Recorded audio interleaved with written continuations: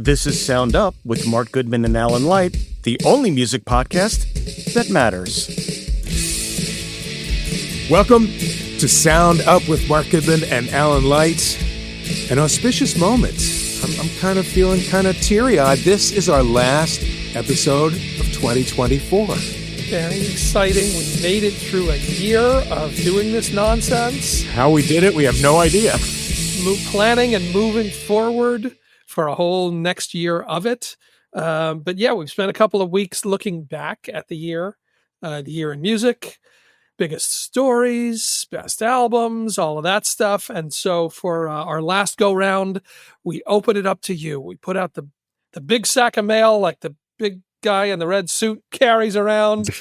And instead of sending in your holiday wishes, we had you send in your questions for us. And some great questions indeed. It was wide open. You could ask us anything about anything. And we got some really, really great questions that I think that some of us we're going to have to sort of think about. This is not just shooting the shit right off the cuff, right off the hip. I got to give it some thought. We'll see. I can't give it too much thought while we're sitting here recording. Nobody wants to listen to that. But I have made a point. I have not looked at any of these questions. I don't know what's coming. I see that there are blocks of text and there are questions there to read, but I have not prepared or taken down any notes going into this. So nor have I. We'll see where it takes us. Roger, any? All of these envelopes have been sitting in a mason jar on the doorstep of Funkin' Wagnalls. All right. So, Alan, the amazing Kreskin just died, right? Yes. Oh, no. Don't know that I would have guessed was still around if I really thought about that. That is true. Yeah, there's a loss from our past, from our youth. All right. So we can dedicate this show to him. We can do that. And then we can just guess what the questions are going to be. Yes. Let me see. I think there's a question about concert tickets. Rock Hall. Work there. Roger, you were collating all of these and going through it. Anything that, before we dive into it, anything that were themes or that were, are these just going to be all over the place, or anything that you saw as you were pulling it together that's top of everybody's mind right now? No, they're pretty much all over the place, which is kind of how this audience goes. They're very much aware of everything going on in the world of music and up to date on everything, partially thanks to us. But their questions, because they're such big music fans and such big fans of yours, they have some questions that are very specific to each of you, or questions specific to what we do here. But a lot of them are just interesting general thoughts and questions about our perspective on things. I have plenty of questions about specifically what we do here, but I'll leave those for another day until we can talk about actually that figure offline. it out. So. Yeah. All right. I want to find out who we ask those questions to. That's right. So should I go in on question number one? Sure. This Mailbag question comes to one. us from Chris Ramella. And Chris writes, we talk a lot about big shows and bigger bands on Sound Up, but I'm here today to give it up for the smaller, should have been bigger touring/working bands. I have been a fan of King's X since before day one. That is back a ways. I introduced my husband to them, and after Rush, they're his favorite. That makes sense. I've seen them in the last 35 plus years many times, and they're better now than ever.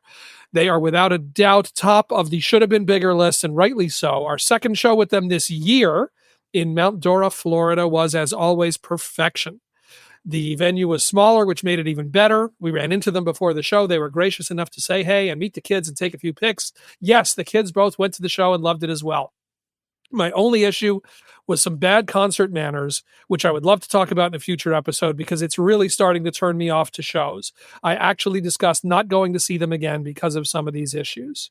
Couple of things for Chris. No stated question there. I guess the question is A, King's X, who I am happy to wave the flag for King's X. Mm-hmm. Same here. Actually, not my usual kind of speed, but a band that I also got into very early. In 30 whatever years ago, and with my dear friend Mike Erico, who we've had on the show, musician and songwriter and songwriting teacher. He loves them, and We went to see them a few times, listened a lot. Doug Pinnick is a great front man for that band. Oh my God. And I even for somebody who's not really a metal guy, not really a prog guy, wherever you place them, I'm with you that a really yes, they should have been bigger, but on the other hand, that they're still out there slugging it out 30 whatever years later and made a career and made a life out of it. That's not too bad.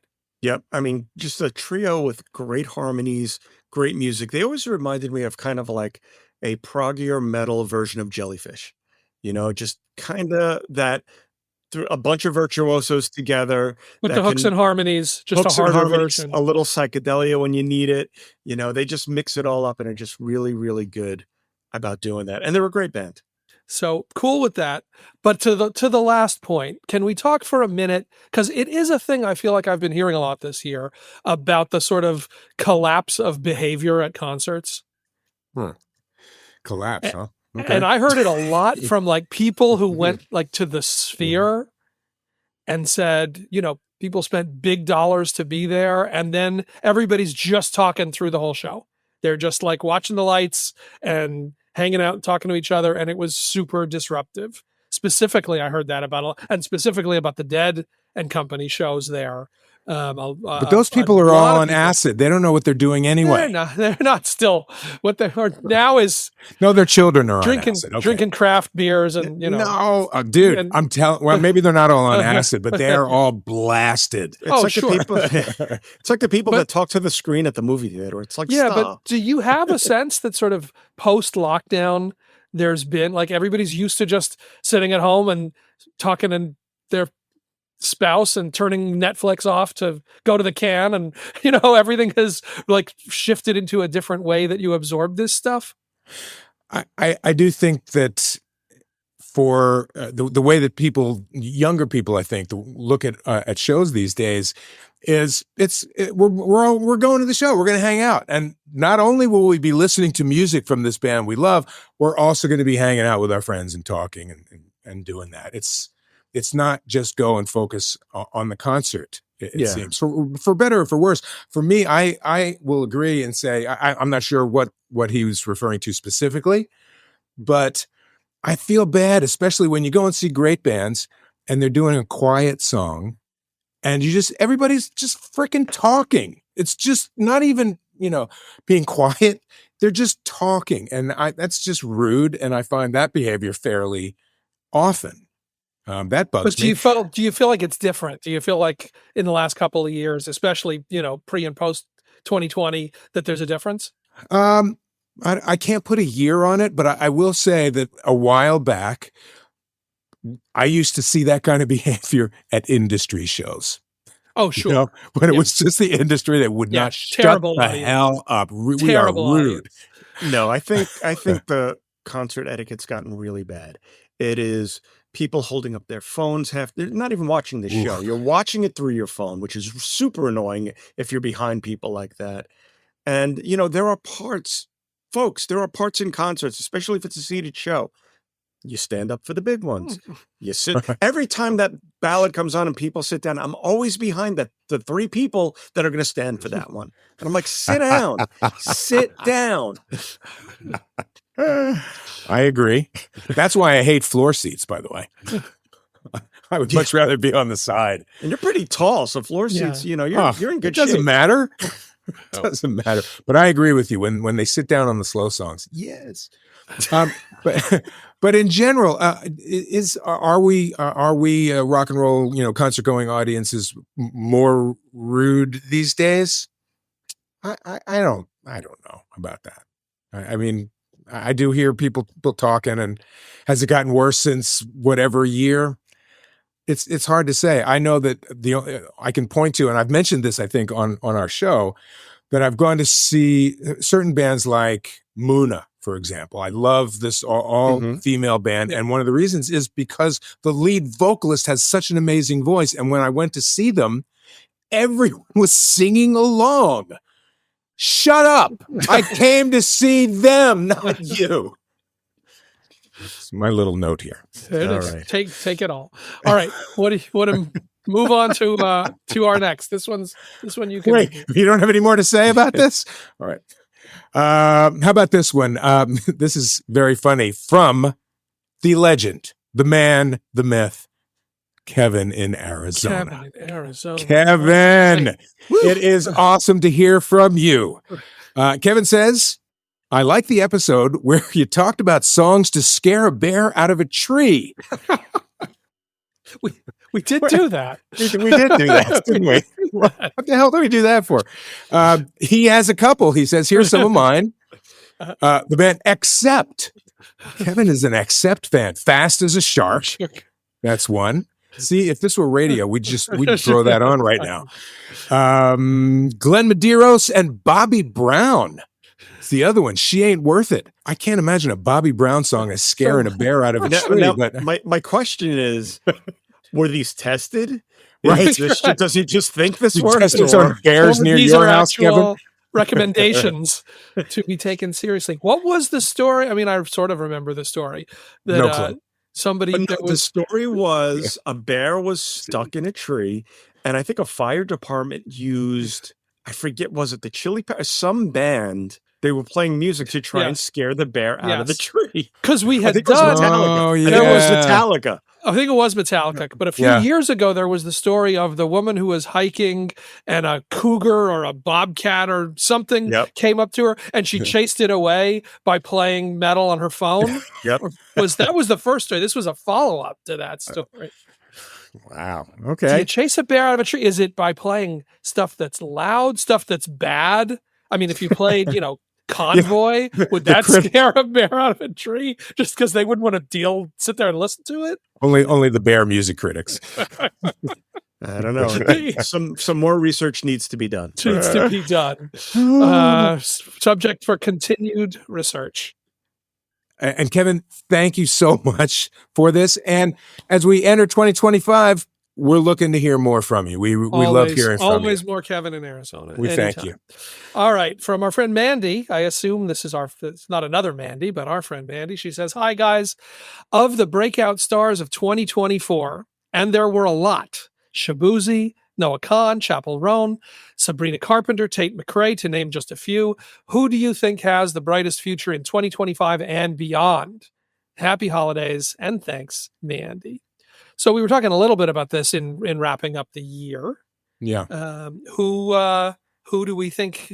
Do we have some faith sticking around after a breakout year this year? Well, it's when we were talking about Chappell Roan, who is certainly one of the biggest breakout stars of the year, along with Sabrina Carpenter. Of those two in particular, since they were sort of the top of the list, I think I'm wondering about Sabrina. Only because it seems she's got to expand. I feel like Chappell Roan, I just see a whole road out in front of this artist. I can see her going places that we don't expect. Sabrina Carpenter is great, but she's a pop star, and she could potentially meet the same fate as Katy Perry. Yeah, it's a different challenge for the two of them, I think. What it is that you're saying. Now, remember that Sabrina Carpenter is 6 albums in. Yeah, no. Well, a second sort of hit album, just bigger, like to another place. Yeah. And, in every way, certainly a breakthrough, not to take that away from her. But you're right. It's within a very conventional sort of pop star lane. And it's hard to get, as we say a lot of times, it's hard to get there. It's harder to stay there in some ways. Tastes change fast. The currency moves. You're competing with the next generation versions of you. Right. If you make really any good, impact. Right. Yeah, the ones who are really good can keep doing it. I love those Sabrina Carpenter songs, but I do think Chappell Roan created such a fascinating persona, identity, range of stuff that she did that that could all collapse tomorrow and fall in on itself, but she left herself a lot of places she can go. It seems that way. And what you mentioned, Mandy, Noah Khan, who I loved. What a hell of a year that guy had. And having said that, this guy needs to find something new to do. The songs that he had hits with are very similar. They're in a certain set of brackets. Great. I loved his lyrics. I loved the thoughts that the emotions that he put into his songs and the way he expressed it. But he's got to move forward with the next record. Yeah. I pulled this up just to have it. The nominees for Best New Artist for the Grammys this year. Grammys, yeah. So that list is Benson Boone, Sabrina Carpenter. I never know the pronunciation. Doki, who's been getting a lot of attention since this nomination. A lot's been happening with her. Krungbin, who I don't count as a new artist, but though I love them. Ray, Roger's favorite. Chapel Roan, Shabuzi, and Teddy Swims. So we're not talking about who might win the award, but no. Just who do you? Who do you? Of those, I hope Ray has a really big 2025. I think she is just that. There's one thing missing in the career to push her over the edge, and I'm hoping 2025 brings her that single or that moment or whatever it is, because she's such a breakout star. But like Sabrina Carpenter, who's been around for a while, Lainey Wilson had a really good 2024. And I'm interested to see if they really keep that momentum going and really try and expand and blow her up bigger in 25. Well, she blew up so much in sort of 23 that it felt like this was the trying to keep everything going and, keep the wheels turning this year. And it will be interesting to see, kind of like Jelly Roll. Yep. But I think she's up for a Grammy for Best Country Album. Oh, I'm sure that she is. Yeah. I'm sure that she is. Winning that could really help. So, and I think I mentioned Teddy Swims too when we were talking about songs of the year, and he is an artist who he's not a new artist. He's been around for several years. But as far as the Grammys and Best New Artist category, who cares? It's happened so many times. Teddy Swims is a guy who has found his niche. Everybody seems to want to work with this guy, and I think he's got a great future. What is it going to be in pop? That I can't say. I mean, he may be sort of, not in a lane that is strictly, where Chapel Rowan is. Right. I think he may be a little bit more R&B, a little bit more sort of adult, etc. I liked Rainbow Kitten Surprise. I'm waiting to hear more stuff from them next year. The Marias, also. Claro, FKA Twigs. Those are all artists that I know they've been around, but I really got into them more this year and thought, okay, maybe next year is going to be, let's see what happens. And I know we talked about her, but the year that Gracie Abrams had. Hell, I left her out. Yeah, I would still call a new artist for sure. Seems to have a whole lot of runway in front of her. Just while you were talking about Teddy Swims, I just wanted to shout out for full credit to there's a Nashville producer songwriter named Justin Bunetta, who is the guy behind the big Teddy Swims songs and some of the big Sabrina Carpenter songs. He's what, a songwriter? Songwriter and producer, but has writing credits on both for a bunch for both of those acts. That's a big year. That's a whole lot of sales or streams or whatever it is for that guy. So sometimes pay attention to the next line down in the credits, and it can connect some of the dots. I hear people going, credits. Where are the credits? What's that? I don't see those on Spotify. There is the button you can click on Spotify for them. You got to click it. You can't just flip the album over and look on the back anymore. It's one click away. Yeah. Anything else? I know we mentioned Billie Eilish as a huge future, and I don't know. Is there anybody else that we hardly should going to put her in the breakthrough? Not in the breakthrough music. for a year. So, roll to the next. It's sort of related. So roll to the next question here. This one from our friend Lindsay. Happy holidays, she says, from your favorite Oklahoma. My mailbag question is, what are you looking most forward to, musically speaking, for 2025? For example, do you have a concert lined up that you're really excited for, or a band you hope will announce a tour or new album, maybe a special musically related project you might be working on? Alan. And exciting guest you hope to visit. Looking forward to seeing what the next year brings on Sound Up. So are we. Thank you, Lindsay. So, what are we looking forward to? Do you feel like you have anything scheduled out? Do you have shows in the books? I actually do. Yeah. I'm going to go in July to Milan and see Bruce Springsteen. You were amazing. You were talking about it. I You blew it pulled getting together. tickets here in that show in Asbury, the See Here Now festival where Bruce played this summer, and I blew it. And what an amazing show that was! I heard from so many people. So, but yeah, I'm able to get tickets, and I'm going to go with my friend downtown Julie Brown. People may know, who lives in Milan. Yeah. So that's when I'm really, really looking forward to, just because I've seen one concert in Europe. That was on my first honeymoon outside of Paris, AC/DC in an airplane hangar. Imagine the sound. Imagine it. God. And they were louder than the planes taking off. Louder than bombs. It was the album For Those About to Rock too. So it was just like cannons and crap. Anyway, that's one of the things I'm looking forward to. Yep. Worth putting on the calendar. Yeah. I don't feel like I have a handle yet on what's coming next year. I know there's a few. I know we're going to get a Gaga album. I know we're going to get a Lana Del Rey album. I know we're going to get an album from The Weeknd right at the top of the year, which I'm very interested to hear. So, there's some superstars in place, but I don't yet feel like I have a sense of what's coming. For those of us who still care about such things, there's been a McCartney record, in the works. We're due for a new album from him. I don't feel like I have much on the calendar at this point. I don't have any I have some trips, just trips planned, but not music related. Right. I mean, the one thing I will start to say now, since you did tip that, is I do have a book coming out next year. We've mentioned this; it'll be in the fall. But is it that far off? Oh, I thought it was like coming it takes sooner. forever. Oh. It takes forever. It will be next in fall 2025. I have been working on this book about the continuing popularity and legacy of Fleetwood Mac's Rumors album. Can I tell you today? And this is, you won't hear this for a minute. Today, on the day as we tape this, I was just looking at Billboard announced, continues to announce numbers from the year.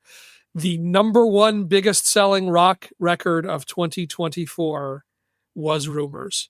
Get out. Well, I know Catalog is always the biggest seller.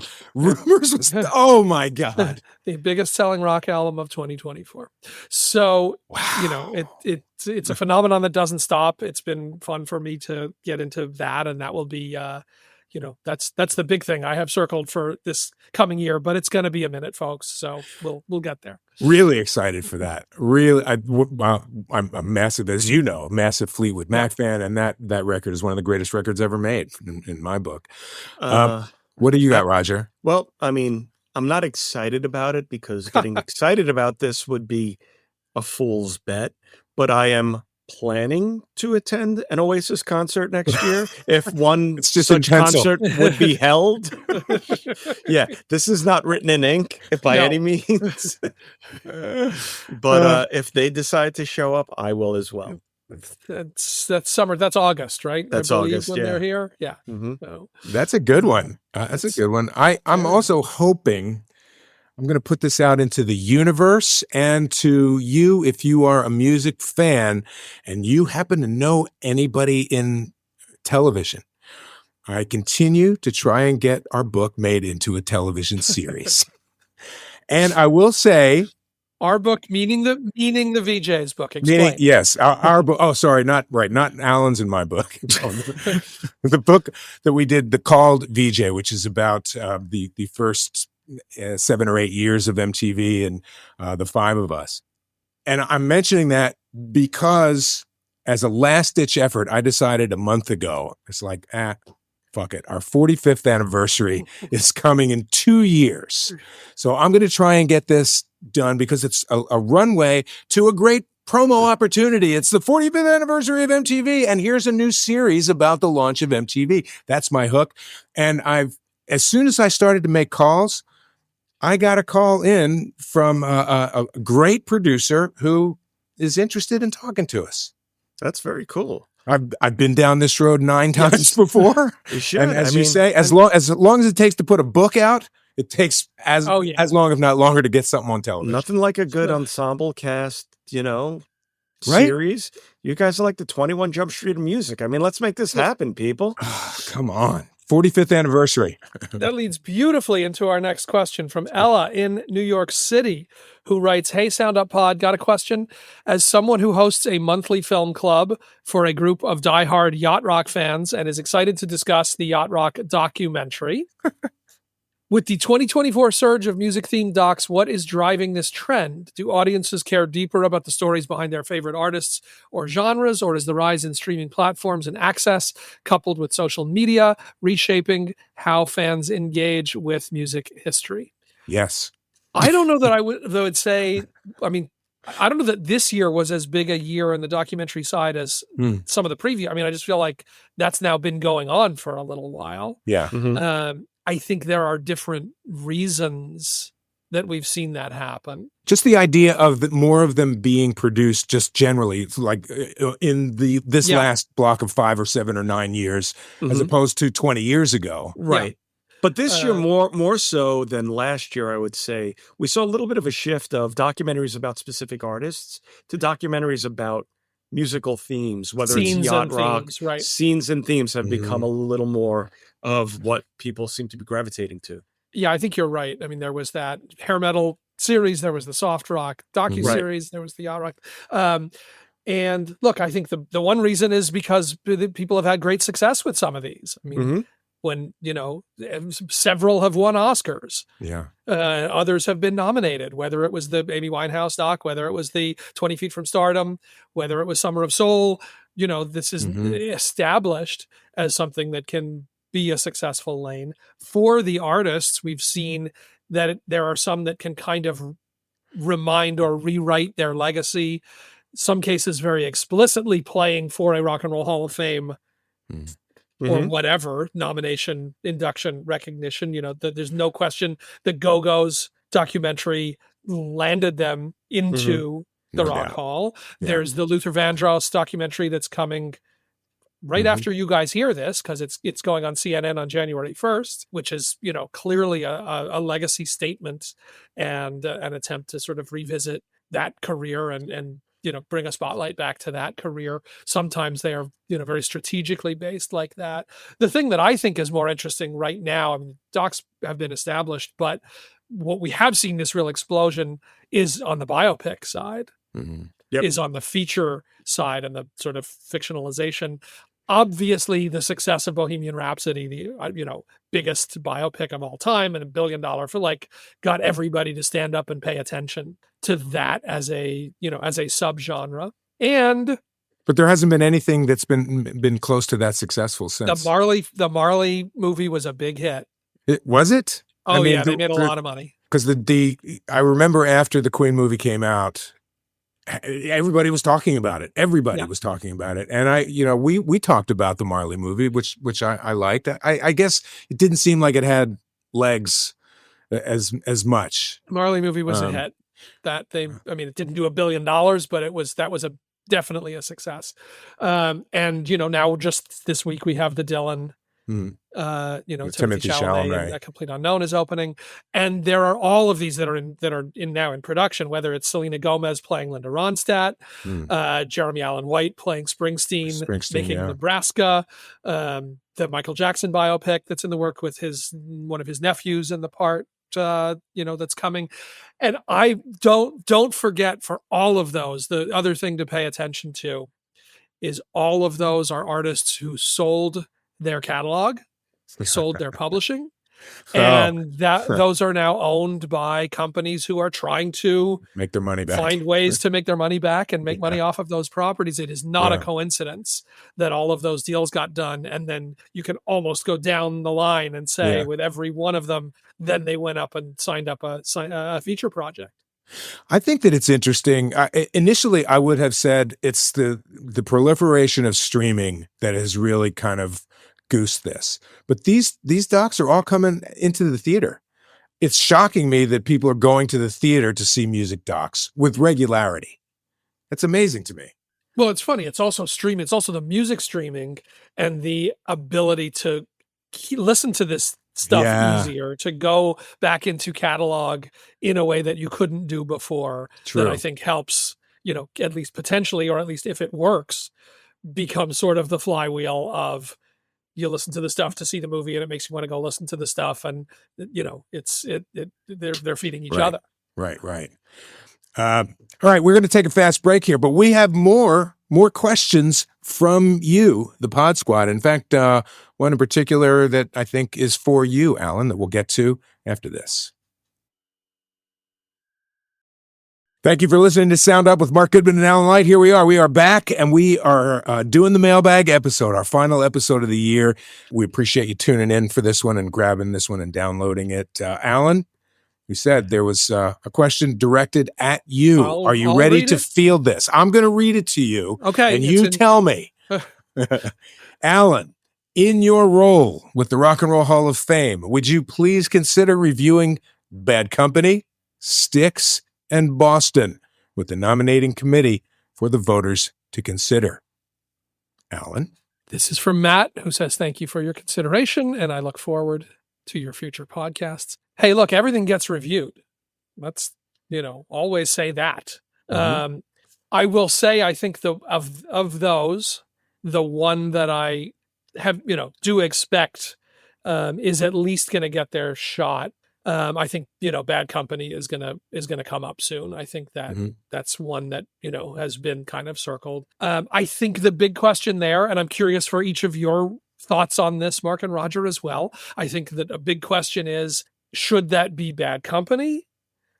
Should that be Paul Rogers for his work with Bad Company and Free? And the Firm sort of, and Queen, and his as the voice, that should be that's the thing you want to recognize. Does Bad Company have a Hall of Fame worthy career, or is it really about him and what he's done across multiple bands? And I think that's sort of where, because those would be different conversations. What's your feeling when you think about Hall of Fame worthiness? What makes more sense for how to attack that? I feel like we just got a glimpse into the room with you, Alan. Well, because let's just say it's a different, to get into the mechanics of it. If it's Bad Company, that is an act they would go on the ballot, they would get voted on. If you say, no, it really should be Paul Rogers, that doesn't go on the ballot because it's across multiple acts, and he didn't make many. I mean, I guess he made Paul Rogers records, but it wouldn't be as a solo artist. Right. If you put him down as that, it would only be for the solo work. So you would have to consider him through a committee for musical excellence. I was just going to say, that's like the way Nile Rodgers got in. Exactly. Yeah. So there's a real structural question of how you would do this. Mm-hmm. My problem with Paul Rogers going in, which I think he should go in the musical excellence, but not at the cost of Bad Company not going in. I think Bad Company should be looked at maybe in the way that New Order and Joy Division was, where it's free Bad Company, because I really feel that Paul Rogers deserves to be in the Rock and Roll Hall of Fame. I really feel that Simon Kirke really belongs in the Rock and Roll Hall of Fame. And I would hate to see the members of Bad Company not get in because Paul gets in through the musical excellence and then they forget about the band. And you think Bad Company is that's a top 1%, that's a Hall of Fame band? It is. I think they were a very influential band at the time because of the type of band they were and because of the type of rock and roll they were playing and this unbelievably unique voice out in front. Simon Kirke's an amazing drummer. They were the band every band kind of wanted to be.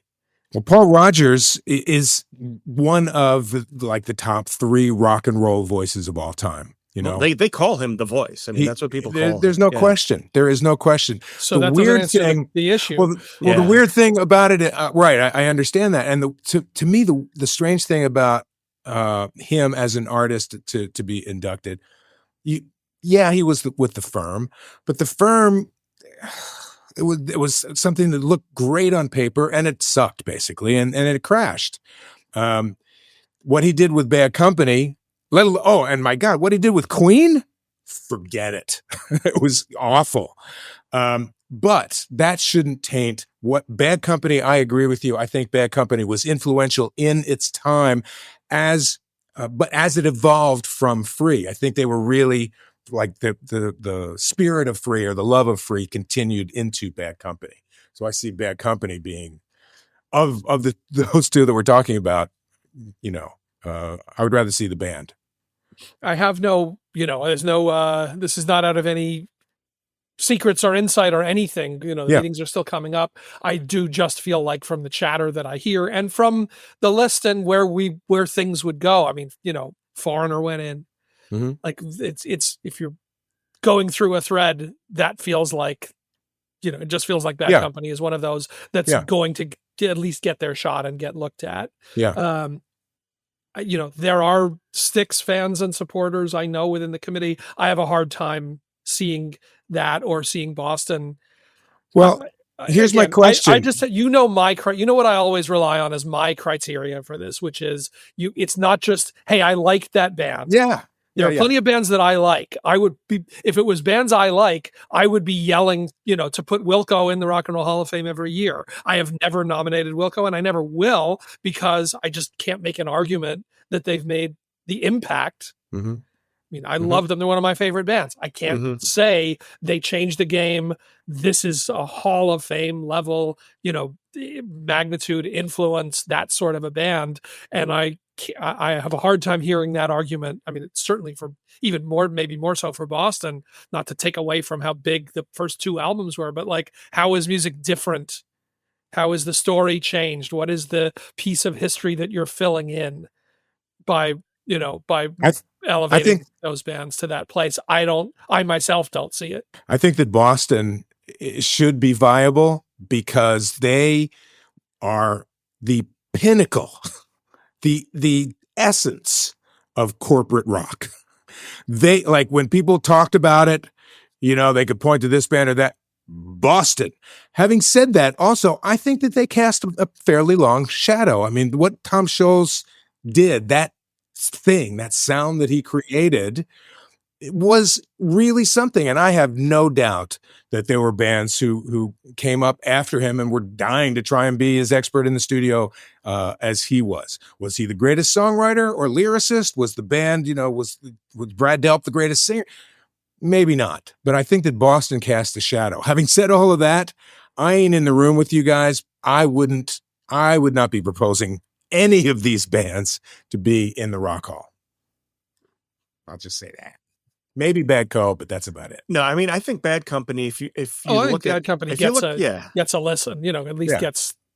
I mean, they're not dissimilar in stats than Foreigner. They're a different type of band, They're not a corporate rock band. Matter of fact, they're probably the last classic rock band before the corporate rock band thing takes over. And a huge amount of hits under Bad Company's belt. Like, you forget, they are a classic rock. Oh my God, yeah. Forgot there were nights when I would play them 3 freaking hours in a row. Yeah. I know how big they were. Oh. So that's how they should be in the Rock Hall. If I'm sick to death of playing them on the radio, they should be in the Rock Hall. That's a criteria right there. That's a criteria. All right. So, I see next. there's another Rock Hall note here if you want to. Go ahead. The short version from Albert, who says he discovered the podcast from Nick Bambach's Rock in Retrospect podcast suggestion. Thank you, Nick, for that. Thanks, Nick. He is writing as the creator of the Induct Aaliyah into the Rock and Roll Hall of Fame petition and campaign.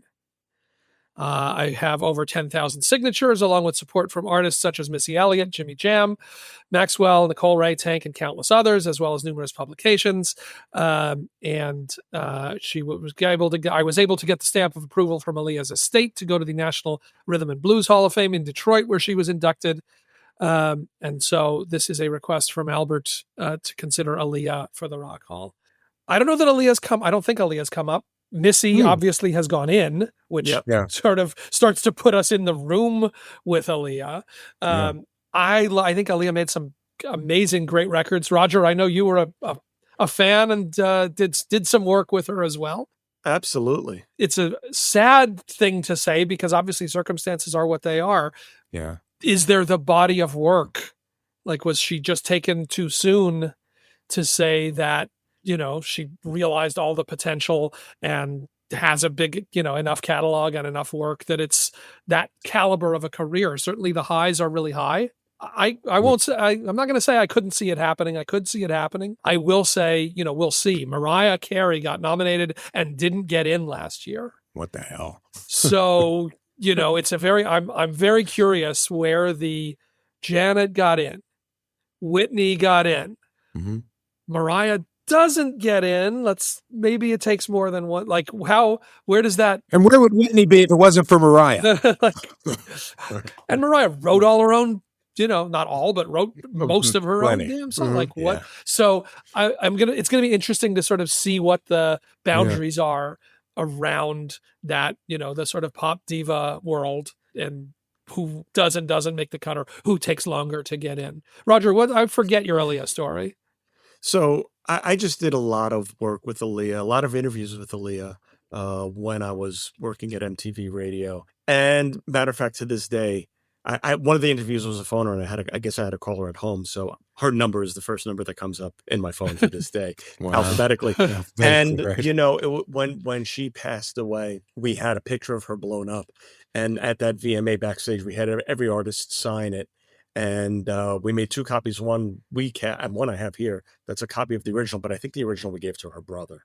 And like every artist who was there signed it. It was just so tragic. And I was such a big fan. And she was so sweet, and was really, the Rock Hall question is kind of hard because she was just really getting started, and was now getting into movies. She had just done Romeo Must Die and all of that. So I think 2 more albums at the success she was, going with, it would be a lot easier of a conversation. Yeah. She has my vote. Okay. All right. You want to jump on? See what else we got? Similar to one we answered before from our friend Janet, wondering who some of your favorite new artists were this year. Artists who are actually newer artists you just got into. I've already told you about falling in love with Fantastic Cat this year. Definitely a new favorite. Another standout was Amethyst Kia. I know she's been around for a bit, but I finally dug into her music in recent months with the release of her new album. Was very impressed when I saw her live. I'm curious to hear who stood out to you. So we sort of spoke to it earlier. Yeah. Who the breakouts were this year. But we put a lot of interesting artists, I'd say, that we found week after week in our Spotify playlist that were, a lot of new artists popped up in there this year, which was kind of cool. Oh, I'm going to say she did nothing in this country. Well, I did put a song on the playlist, and I mentioned on my favorite songs from this year, Fabiana Palladino. Pino Palladino's daughter made a fantastic album this year. That's very 80s, very 80s. Say that. Yeah. Again, what does she play? I don't know if she plays piano or guitar or both.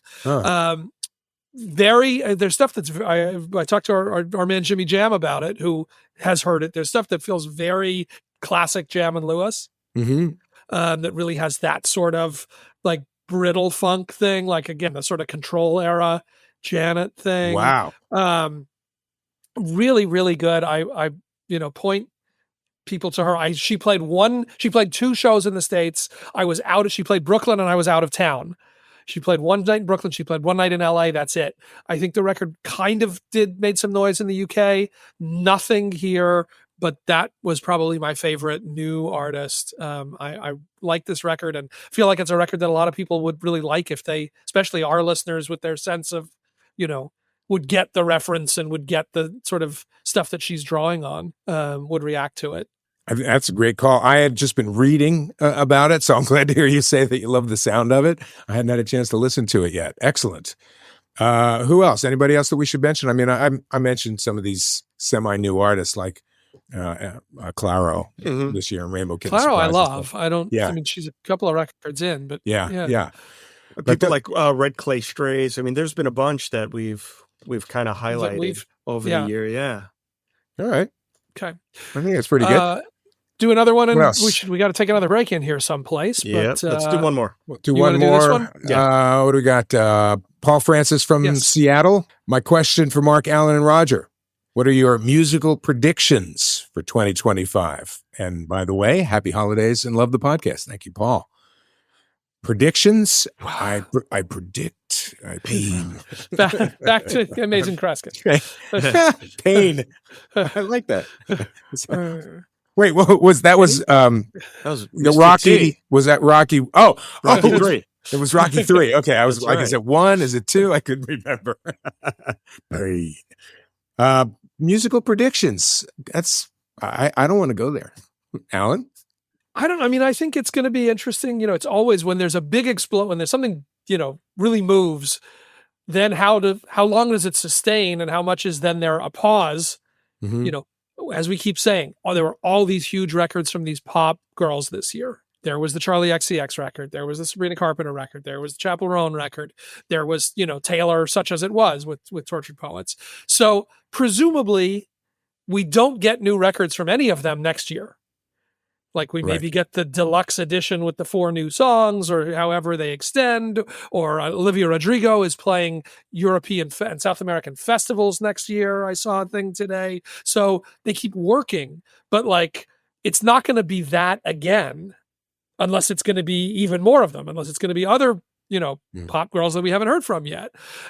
So you know, that's always when something is that dominant just on the cycle of how records come out, there's a point where that stops and there's something else that fills it. Right. So as we were talking about the other week with Madison, it was such a super weird year for country music because you had Shaboozey with the biggest song of the year. You had Zach Bryan with, you know, filling stadiums doing singer-songwriter stuff that never was like that kind of pop music before. You had Morgan Wallen still doing Morgan Wallen. You had Jelly Roll doing the kind of little bit, you know, a little bit hip hop, a little bit R&B country. You have Post Malone then overlapping with what does all of that add up to? And what is that? Like, I could see, because there's all these different strains happening, the broader umbrella of country getting even bigger and bigger and bigger in the near future. That's my prediction. And Mark, tell me what you think about this, you know, and Alan, just like what you were saying, like this, what country is this kind of mishmash of all these things.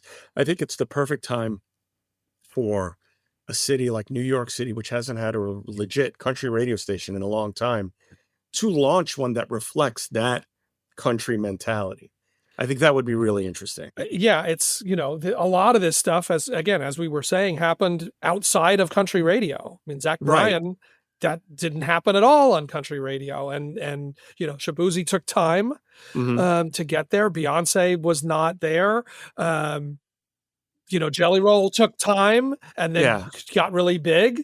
It feels like country radio is doing a lot of playing catch up, whereas what you're saying, which is something that sort of embraced the range and the breadth and sort of tried to make that feel like a genre more, could be a big deal. I think so. And I think, you know, a city like New York City doesn't have to worry about playing within the Nashville machine where, oh, you're playing this artist, you shouldn't play that. I think the rules here would be, you know, wide open for them to really invent a genre for a city like New York, who's embracing country in a way it never did before. I wonder, as the characters start to fall in the P. Diddy trial, who does that push up the Spotify playlist? That's what I'm trying to figure out. I think next year is going to be a very interesting year because of that trial. That is going to make things uncomfortable, I think, for a lot of people. But it'll also inspire more play on Spotify. For the people who are named and accused? Yes, absolutely. Well, we have seen that happen. Yes. They keep saying that there's this list of names coming and all these people are going to get, you know, thrown into this thing. My prediction is that's not going to happen. My prediction is this is going to be about him, and it's him they're going after, because I think those names would have come out and more evidence would have come out. And the one name that did come out is Jay-Z, and he is fighting back hard. And now there's a ton of inconsistencies in that. So we'll see. Right. His accuser has come up saying that she's admitting that some inconsistencies in the story, which is fine. And I'm sure there'll be plenty of that. But we know he wasn't alone in those rooms. No, he was not alone. And he wasn't only with, you know, women who he was abusing. There were other people in the room, and there were people from Bad Boy in the room. There were, there was other people there. Whether they deserve to be indicted, let alone tried. That's another story altogether. But I'm just saying, in terms of predictions for the future, we're going to start to hear, it's like what happened, the sick thing that happened with R. Kelly. He gets convicted and he flies. Well, a lot of people are preemptively saying, hey, I had nothing to do with this. Even Jamie Foxx in his new Netflix special. I know. It's kind of like, I was there, but I left early. Right. I didn't go to the after party. Exactly. It's always the second location. That's like a word of wisdom. Right. You never go to the next place. That's always going to be trouble. When you're at the after party and someone goes, there's a nut. No. Yeah, no. But you are right. The nature of these charges just bring in, it's not something that happened alone in a hotel room. Right. Mm-hmm. It's not something that happened even alone in an office. It seems a lot of these are things that were, just it's not a Harvey Weinstein thing where, hey, you know what he did to me? No, it's not like that. So I think that you are right that we are nowhere near even the beginning of what is going to get implicated in this in ways that are fair and not fair and legit and not legit. And absolutely how that net will, if anybody, I think I said this, the other week, if anybody who attended any of Puffy's parties is in some way a suspect, that's a awfully long list and an awfully big net. Right. And, and certainly they're going to be those looking to, see how many, who can be brought under that. And who does share some culpability in that. The way that it seems that it's going to happen, and I didn't mean to get into the whole trial part of it. I was just saying how it's going to push these artists up. That's something that I think might be happening next year. But it seems as though the idea of these people's prosecution, there was, as I say, always somebody else in the room. And if the victim is going to say, yeah, Diddy did this and X was there, X watched, that's, I think, what is going to be happening. And to be able to prove that they allowed, this other person allowed this to happen, let alone Diddy's screwed. And the question really will be, do they come up with evidence on their own, or does he start naming names to get a better deal? Wow. That would be intense if he starts throwing people under the bus. Oh my God. Being even more Just fascinating remember, here. If they say there's a long list of names and we're going to get it, we never got the long list of names from the Jeffrey Epstein. Like that's what I'm saying. It's no. That doesn't mean that it didn't exist. Does not mean that it didn't exist. Of course it doesn't. But we gotta all right. get there. Should we try and squeeze another one in here before we wrap it up? We can do. Here's one quick one I want to do. I'm going to read this one from Cheryl in East Hampton. Okay. Mark and Alan, in East Hampton, Mass. That is, really enjoyed your coverage of the Rock and Roll Hall of Fame induction ceremony, especially your broadcast from the Rock Hall. Man, that was fun seeing all of you guys there. It seems that holding the ceremony in Cleveland makes the event even more special and makes it not only a celebration for the inductees, but of the Rock Hall itself. My question is, why isn't the induction ceremony always held in Cleveland? I know it originated in New York, but rotating it between 3 locations makes no sense. Other similar events do not do this. Plus, with the Rock Hall expanding, it seems even more important to keep the ceremony in Cleveland. Would love to hear your thoughts on this. Thanks, Cheryl. Cheryl, I was just having this conversation with our friend Greg Harris from the Rock Hall the other day. My understanding is, it's now going to commit to, and I don't know how much of this is announced. I don't think I'm blowing anything. I think they've said this. They're looking at every other year in Cleveland and then every other year alternating between New York and LA. So every other year in Cleveland, it was Cleveland, New York, Cleveland, LA, Cleveland, right. New York. Yeah. Because I think they're seeing that they see more money.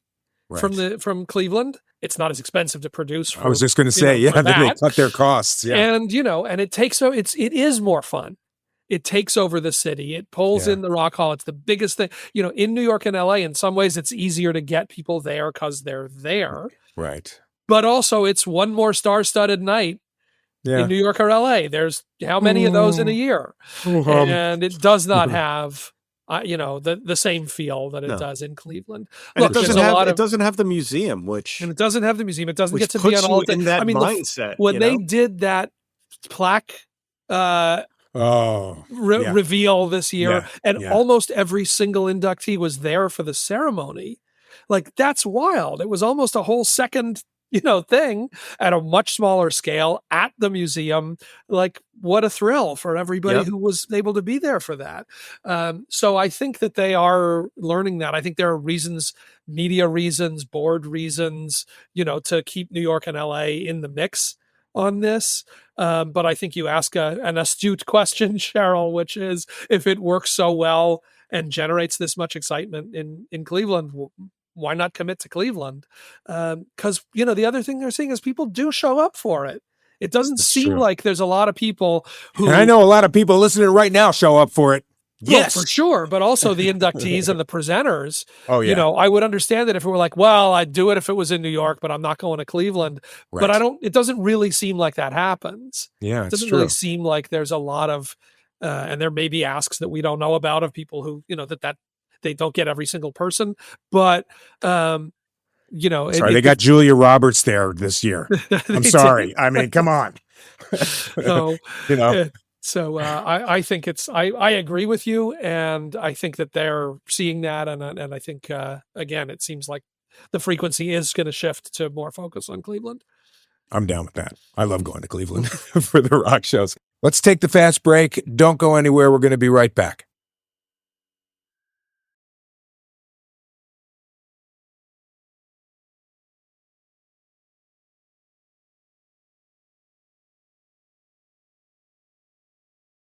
It's Sound Up and our last show of the year. So glad that you are with us for the Mailbag show. We've been answering your questions and your comments. We thank you for the response. We're getting to as many as we can. We got a couple more we can squeeze in. Roger, love the pod. Thanks for bringing music knowledge back into my life. Great to see y'all in Cleveland. Couple of questions. I'm going to jump right to the question that I relate to. What's up with Freddie? And where can we see her play in 2025? And for people who don't know, my daughter is a singer-songwriter who's struggling to make it, living in LA, and she is Freddie, capital Freddy, all caps, on Spotify. She has 3 new songs ready to drop in January, February, and March. She has been writing in Nashville. She has, I think she has a gig coming up in Nashville in February. So I'm really flipped out and so excited about Freddie getting that kind of coverage. And thank you for asking. So this, if we didn't say, is from our friend Elise. And she's got a series of questions, but the other one we wanted to put out there is, she asks, can the Sound Up Pod Squad have another yearly get-together in addition to Rock Hall Weekend? Maybe we meet up for a music festival. Love ya and have a very Merry Christmas. So, Roger, I'm going to defer to you on that because I know we're talking about doing some more in-person events. I know we're talking about doing some more stuff coming up. We are. We're taking a look at a bunch of different things, whether it be, and none of this is set in stone, but, South by Southwest and all these other things where people gather. So we're going to try and find some interesting places we can come to where a lot of you might be thinking of going or going already. And hopefully we can do a couple more of these in 2025.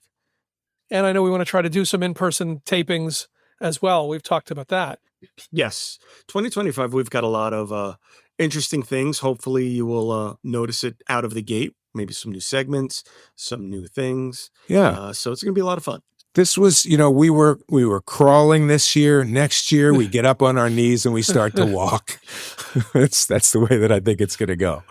I'm excited about it. I think we have great stuff coming up next year. So. All right.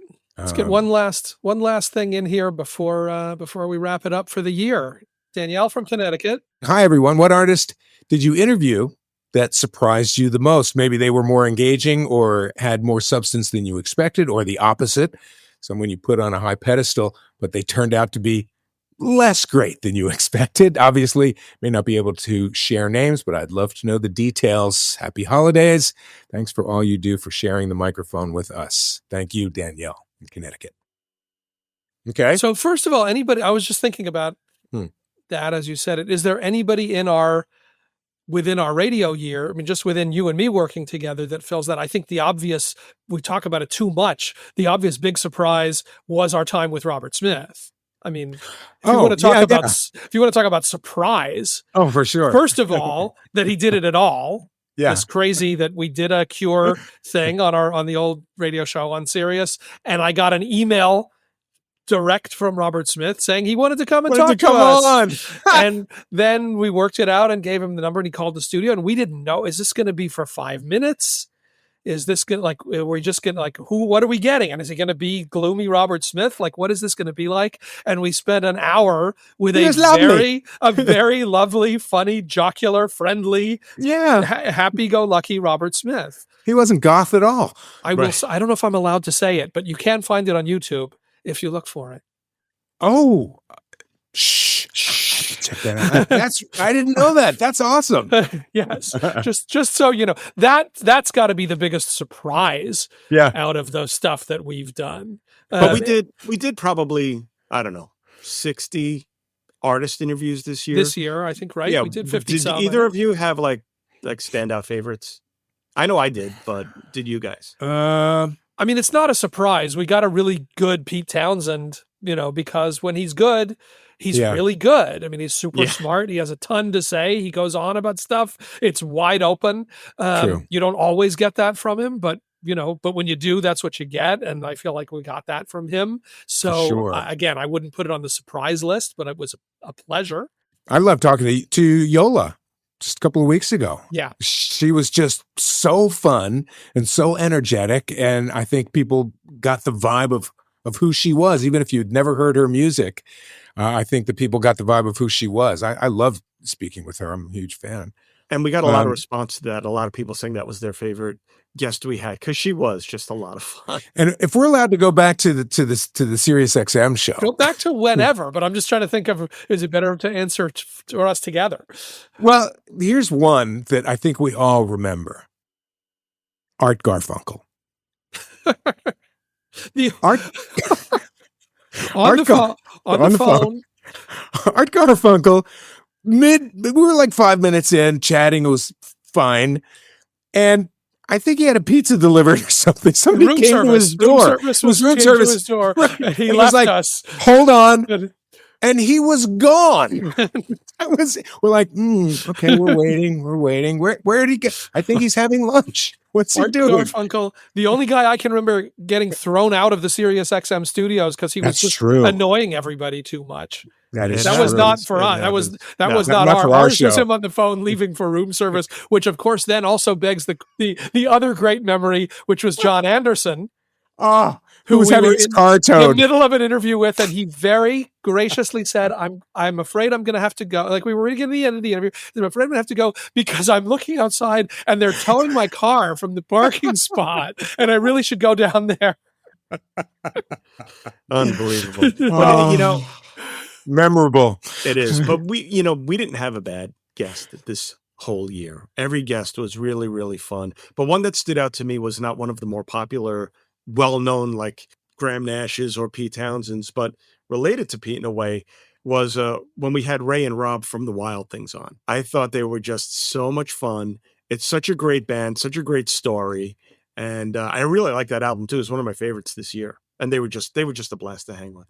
I'll say, I was sort of into, but not as much as you, Roger, Airborne Toxic Event. That was a really good interview. Really good interview. And that record, I listened to that record and I had heard them listen before, but I went back and that really kind of turned me around. That one. He was a smart guy and really interesting. And that was a fun one. I mean, The Warning, we had such a good time with. Well, yeah. Again, not a surprise because we had, sat with them before. Yeah. I'm just trying to think of who like either over or under delivered in some, particularly interesting way. I certainly can't think of anyone under delivering. I really can't. So that means you should continue listening to this podcast because you know how things roll here. Simple as that. All right. So you want to call it a year? I think let's call it a year. Damn. I can't believe we've made it to the other end of 2024. Very excited about 2025. As Roger was saying, there is, we will be growing by leaps and bounds thanks to you in 2025. We have some exciting stuff planned. We have some location stuff planned so we can do more outreach and you can see us and we can see you. And musically, I think it's going to be a great year. So, as ever, go to sounduppod.com to keep up with whatever we've got going on, including being a part of our Sound Up, our live audience tapings and any of these events that we're trying to get together. Email us at connect@sounduppod.com. Follow us on Pandora, Instagram, Facebook, X, all of the above, Blue Sky. Don't forget to give us a 5-star rating on whichever platform you listen to Sound Up on. There you go. Absolutely. And thank you so much to the Pod Squad, all the fans who stuck with us, who joined us this year. Keep it here. We've got a lot more coming. Tell a friend. Home Take game, so much stuff is coming. Take a favorite episode from this year and send it off Gift to it. a friend who might be interested. That's right. It's all about giving. It's all about giving. So please, won't you give? I wanted to a quick thanks to Jack Hobbs and Revolver too, who've been really just instrumental in helping us get this thing off the ground from the start. And we couldn't have done it without Jack and his crew either. Tracy as well. Many thanks. All right. I think that's going to wrap it up for 2024. Let's call it a year. Everybody, Happy New Year, and we will see you in 25. Sound Up is hosted by Mark Goodman and Alan Light, produced by Roger That Media, distributed by Revolver Podcasts. Theme music by Smile from Tokyo. For more information, go to sounduppod.com. Thanks again, and Happy New Year.